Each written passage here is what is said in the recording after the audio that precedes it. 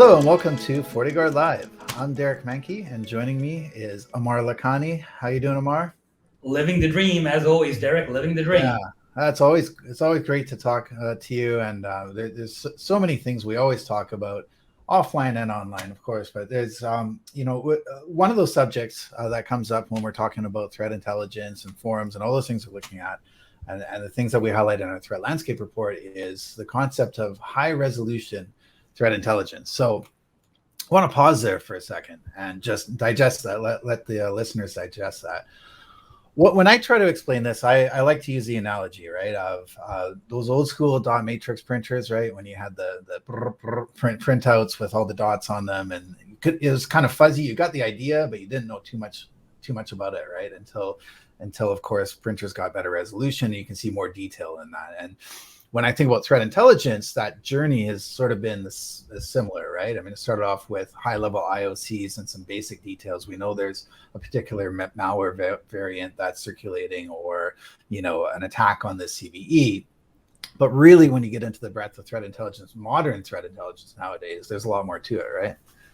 Well, first of all, Derek, you just gave me a flashback of playing we're in the world of Carmen Sandiego and Oregon Trail, and we're watching my dot matrix printer print out very slowly. But I think you're absolutely right when you talk about high resolution threat intelligence. We've had data for a long time, and we've had an idea of what this data is telling us, especially as we gather that. But I think what we're talking about when high resolution threat intelligence is getting that data quickly, getting it more accurately, and getting a bigger picture around the telemetry of that data. What is that data really affecting, and how does it affect the things around that, the business around that data?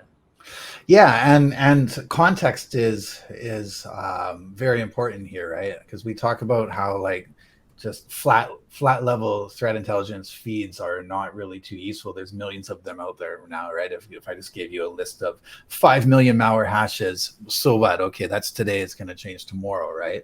And if you look at even threat intelligence sharing, which we do a lot of, Cyber Threat Alliance is part of that, right? We're on STIX version 2 as an example with that. That's a full-blown platform, Project Magellan, where we're actually doing contextual information, showing kill chain information, all of that with it, right? So that's one example of the evolution of this high resolution intelligence. But then there's also product support too, right? How we can actually get reporting and telemetry back. We have millions of sensors deployed with FortiGuard Labs, where we're actually getting that context coming back in too. So it's a bit of how the industry has developed this over time too. Yeah, absolutely. I have customers pretty often tell me, "Hey, we're collecting a lot of threat intelligence. We know about hundreds of malware hashes that are coming in." And I normally ask them, I go, "Well, what does that do for you? Do you know the techniques that the malware is using? Can you translate that into the MITRE framework? And do you understand what are your gaps and your stopping measures on the MITRE framework with the products that you're using?" And a lot of times I just get people staring at me like I've lost my mind when I've said that. But that's really what I'm talking about when I talk about high resolution threat intelligence. Is you have that context around your data, and you understand what your stop gaps are with that context.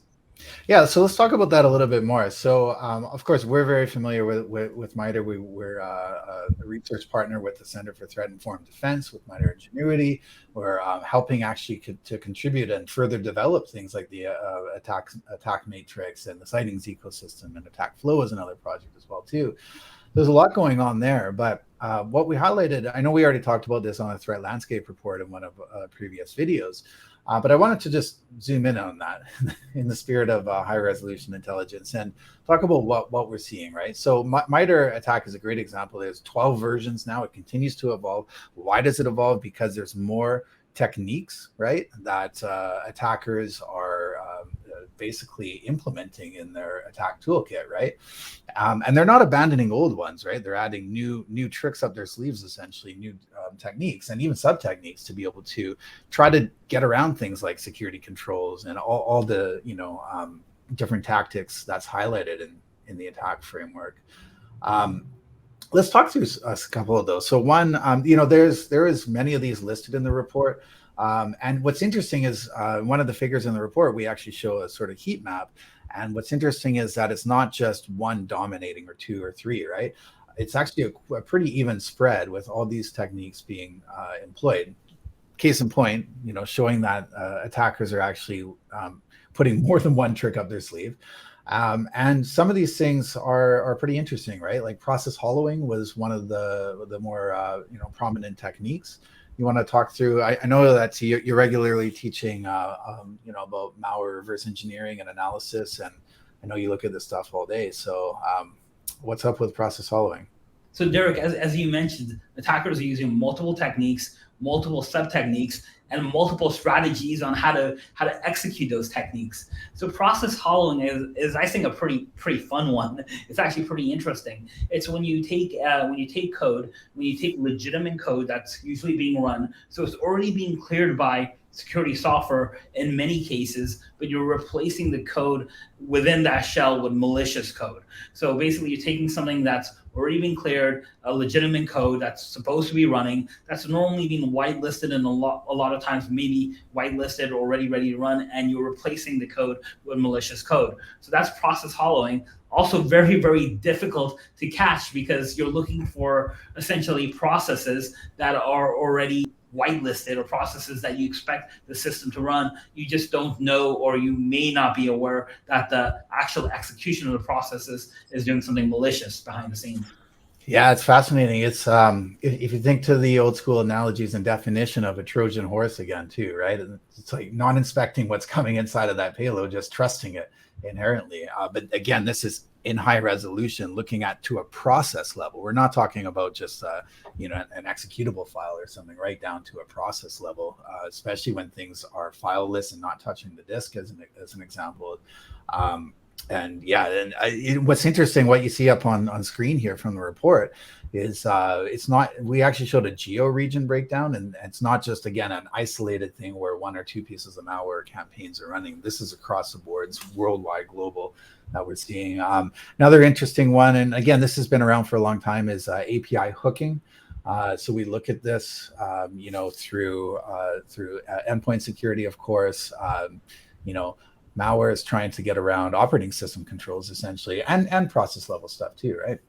Yeah, in today's world, and especially in the cloud world, you're going to be using APIs for automation. Yeah. We're kind of past the point where everyone's doing things by hand, by command line, especially when you're talking about global environments, especially when you're talking about managing like hundreds of different endpoints, hundreds of different connections. There's no way to do it, and there's no way to do it without automation. And API hooking is essentially you're attaching, an attacker is attaching to that API process, or they're taking advantage that the API already has access to certain aspects of the operating system, or to the cloud environment, or to whatever system they're attacking, and they're pretty much piggybacking on top of that. So they're just riding that connection, riding that wave in, sitting as a passenger in that front seat of the car, but a malicious actor instead of being someone good. And it's a very, very effective process, because a lot of people, once they set up APIs, they pretty much set them up and forget about them, and they're not actively monitoring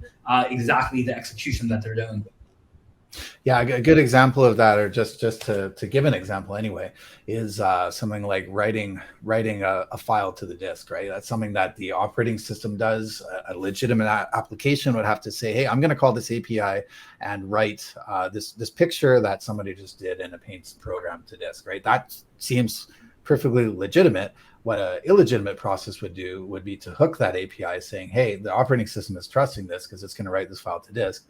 While the program goes to do its legitimate activity, I'm actually going to intercept that, because that's what it's doing, and do something malicious effectively, right? So it's Exactly. And that's a very simple example. Attackers are getting very, very creative and having a lot more complicated functions, such as reading a log and making a behavior based on logs. And that behavior could, inadvertently execute a file like in memory that's never on disk. So it could be fileless malware. So they can get very, very sophisticated and complicated with these types of attacks.